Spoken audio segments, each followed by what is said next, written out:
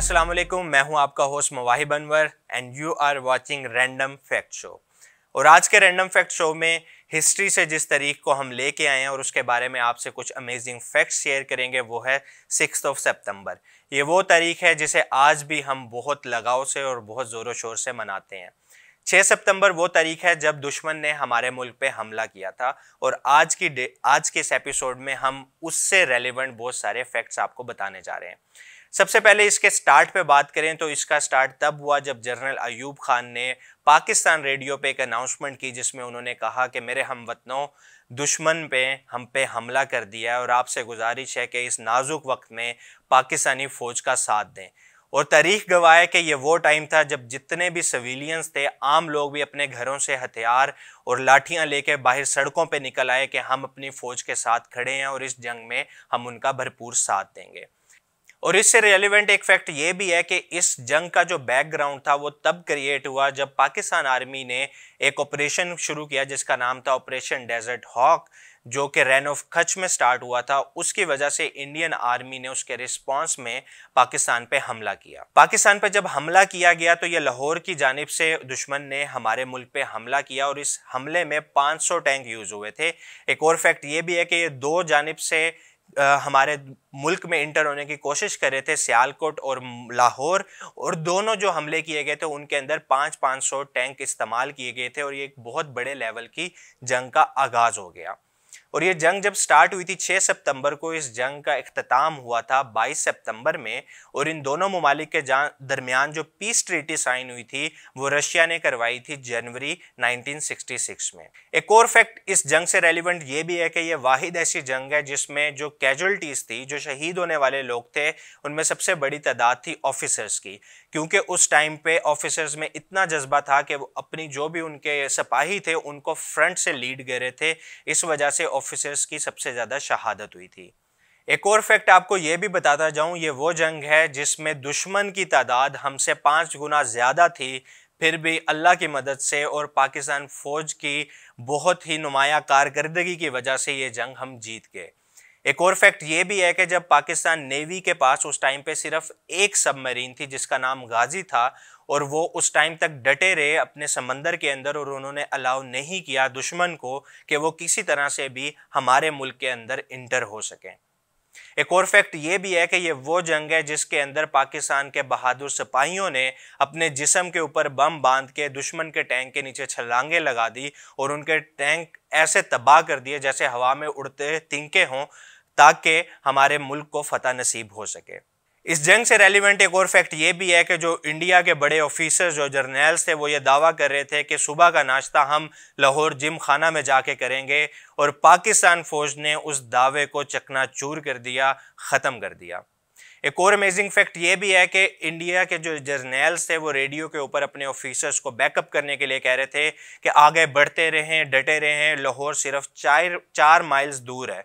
ये अनाउंसमेंट जब एक पाकिस्तानी ऑफिसर ने सुनी जो कि उस टाइम पे बहुत ज़्यादा ज़ख्मी थे, माइल्स का जो साइन बोर्ड था उन्होंने उसको वहाँ से उखाड़ा, वो चल के आगे गए और वहाँ पे उसको लगा के, क्योंकि उस टाइम पे वो जो माइल्स थे वो तकरीबन 14 थे, और उन्होंने आगे जाके उसे लगाया और अपने खून से उसके ऊपर लिखा कि Lahore is bloody 14.2 miles away.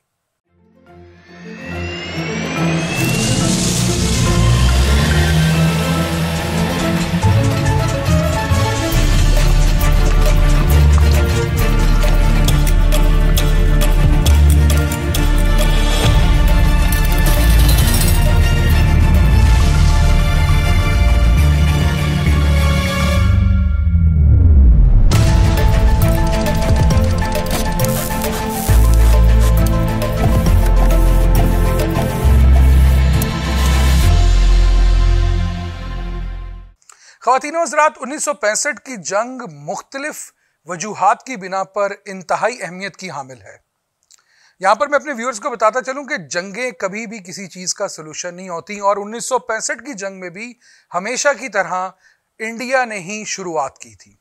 India के जर्नैलों का गरूर व तकब्बुर अल्लाह ताला ने नेस्तो नाबूद किया। इंडिया के जर्नैलों ने 8 सितंबर को सियालकोट पर तकरीबन 500 टैंकों की मदद से चढ़ाई की। उनका दावा यह था कि हम लोग चंद ही घंटों के अंदर पाकिस्तान में पेनिट्रेट कर जाएंगे और उनके की सिटीज को कैप्चर कर लेंगे। उनका मानना यह भी था कि बहुत ही जल्द इस्लामाबाद के अंदर परचम लहराए जाएंगे हिंदुस्तान के। तो अल्लाह ताला ने बहुत ही मदद की और पाकिस्तान आर्मी की बहुत ही मकामात पर खिदमात सराही जाती हैं जो इस जंग में बरूए कार आईं। बताया जाता है कि जंगे अजीम दोयम यानी कि सेकेंड वर्ल्ड वॉर के बाद सबसे बड़ी टैंक बैटल 1965 की जंग में हुई, जहां पर लाहौर और सियालकोट दोनों मकामात पर 500 से जायद टैंकों को लेकर इंडियन फौज पाकिस्तान पर चढ़ दौड़ी। यहां पर यह भी बताना बहुत एक्साइटिंग होगा कि पाकिस्तानी फौज ने बहुत साबित कदमी का मुजाहरा किया। वॉर की सिचुएशन में अक्सर औकात बहुत सारी आर्मीज पैनिक कंडीशन में आ जाती हैं, लेकिन पाकिस्तान के अंदर इसके बरक्स ही देखने को मिलता था। यहां पर ना सिर्फ फौजी नौजवान बल्कि आम शहरी भी इंतहाई जोशो जज्बे से भरपूर थे और इसके ऊपर सोने पे सुहागा किया नूरजहां के मिली नगमों ने। बताया जाता है कि नूरजहां के मिली नगमों ने लोगों के अंदर another sense of proud and pride induce कर दिया था। नूरजहां के नगमे लगते थे तो लोगों का समंदर ठाटे मारता हुआ बॉर्डर की जानिब बढ़ता था। नूरजहां का मशहूर मिली नगमा ए पुत्तर हटाते नहीं विकदे ने अजीब ही किस्म का वलवला शहरियों में डाल दिया था। यह नगमा जैसे ही रेडियो पर बजता था तो लोगों का शऊर जो था वो जाग उठता था और लोगों में अजीब किस्म का वलवला, बहादुरी और अज़्मो इस्तक़लाल पैदा हो जाता था। और ना सिर्फ फौजी नौजवान, इनके साथ साथ निहत्ते शहरी भी कहते थे कि हमें बॉर्डर पे भेजा जाए, हम भी देखते हैं कि कौन सा दुश्मन है जो हमारे घर को गिराने की साजिश करता है। इसके साथ साथ जहां पर और बहुत बहादुरी की मिसालें हैं, एक ऐसी मिसाल 1965 की जंग में कायम हुई जो क़यामत तक जगमगाते तारों की तरह रोशन और आया रहेगी और लोगों की जुबानों पर उनका जिक्र चलता रहेगा। जी हां, मैं बात कर रहा हूं पाकिस्तान के नेशनल हीरो की, मेजर राजा अजीज भट्टी शहीद की। ये अपनी मिसाल आप थे और बहुत ही उम्दा इंसान थे। इनकी जो मेजर एट्रीब्यूट्स थे पर्सनालिटी के अमंग अदर्स, वो ये थे कि ये बहुत ही मुनसिफाना सोच रखते थे और हाईली डिसिप्लिन्ड थे और अपने छोटे फौजी रैंक्स के साथ मिलकर दीवार बनकर इन्होंने BRB कनाल का डिफेंस किया। बातदरीज इनको बताया गया कि आप अब नीचे आ जाएं और मोर्चों के अंदर बैठें ताकि हम लोग बच सकें टैंक के शल से, लेकिन मेजर अजीज भट्टी शहीद ने अपने अज़्मो इस्तक़लाल के बाइस और बहादुरी के अजीब किस्म के वलवले के साथ अपने आप को डिफेंस लाइन के बिल्कुल ऊपर इंटैक्ट रखा। और यहां पर ही 5 दिन की और रात की लड़ाई के बाद 10 सितंबर को इनके ऊपर एक शेल हिट हुआ जिनकी वजह से उनकी शहादत हुई। तो मैं सलूट करता हूं अपने नेशनल हीरो को और बहुत फख्र के साथ ये बताना चाहता हूं कि आपका जिक्र क़यामत तक हमारी ज़ुबानों पर और हर पाकिस्तानी की ज़ुबानों पर और तारीख़ की किताबों पर बहुत नुमाया तौर पर नज़र आएगा। इसके साथ साथ एक और एक्साइटिंग फैक्ट 1965 की जंग में यह है कि पहली दफ़ा पाकिस्तान और इंडिया की आर्मीज़ के अंदर पाकिस्तान एयरफोर्स और इंडियन एयरफोर्स का मुकाबला हुआ। इससे पहले भी जो जंगें हुई उसके अंदर एयरफोर्स का किरदार इतना नुमाया नहीं था, लेकिन इस जंग के अंदर एयरफोर्स ने एक ज़बरदस्त मिसाल कायम की।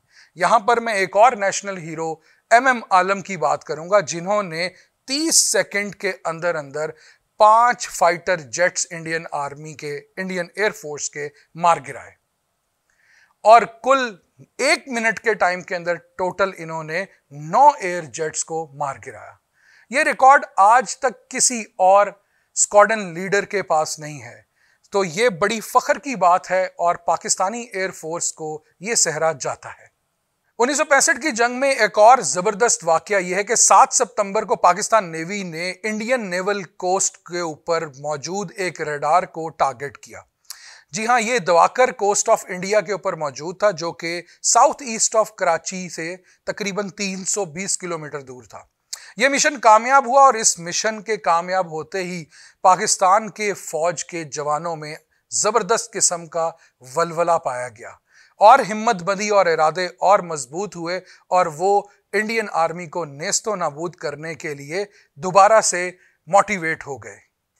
इसके साथ साथ एक और एक्साइटिंग फैक्ट ये है कि पाकिस्तान ने 1965 की जंग में तकरीबन इंडिया के एरिया के अंदर 1617 स्क्वायर मील का एरिया कैप्चर कर लिया, जिसके मुकाबले में इंडिया सिर्फ 446 स्क्वायर मील रकबे को कैप्चर कर सका। यहां पर यह बताता चलूं कि इस वॉर के एंड पर तकरीबन 20 आर्मी ऑफिशियल, 19 जूनियर ऑफिशियल्स और तकरीबन 500 के करीब शॉर्ट रैंक स्टाफ को कैप्चर किया गया। जी हां, ये वो लोग थे जिनको जंगी कैदी बनाकर पाकिस्तानियों ने पकड़कर जेलों में डाला। कई दिन तक जारी 1965 की जंग में बहुत ही ज्यादा जानी और माली नुकसान हुआ। जहां पर पाकिस्तान ने बहुत ज्यादा रकबा कैप्चर किया, उसके साथ साथ और भी मशीन, टैंक्स और डिफरेंट एसेट्स को डैमेज किया जो कि इंडियन आर्मी के थे। 10 जनवरी 1966 को सीज फायर साइन हुआ, जो कि जनरल अयूब खान और लाल बहादुर शास्त्री ने साइन किया। ख्वातीनो हज़रात, 1965 की जंग अपनी मिसाल आप है। इस जंग को अगर हम स्टडी करने लगें तो इसके अंदर हमें कई हजार वाकयात बहादुरी और शुजात के मिलते हैं और ये सारे वाकयात हमारी पाकिस्तानी आर्मी के साथ ही मंसूब किए जाते हैं। पाकिस्तानी आर्मी को पब्लिक की जबरदस्त सपोर्ट हासिल थी और वो एक नए वलवले के साथ मैदान जंग में उतरे थे। कोई भी फौज अपने मुल्क का गरूर और वकार होती है और पब्लिक से यही डिमांड की जाती है कि वो अपनी फौज का साथ दे और उनके शाना बशाना खड़े हों, ताकि दुश्मन आपकी इस बनाई हुई दीवार से डर कर ही कांप जाए। ख्वातीनो हज़रात, उस दिन भी पाकिस्तानी फौज के साथ पाकिस्तान के लोग थे और आज भी पाकिस्तानी फौज के साथ पाकिस्तान के लोग हैं। हम अपनी फौज को अपना रखवाला मानते हैं और उस पर हमारा कॉन्फिडेंस ही है कि हम रातों को सुकून से सो पाते हैं।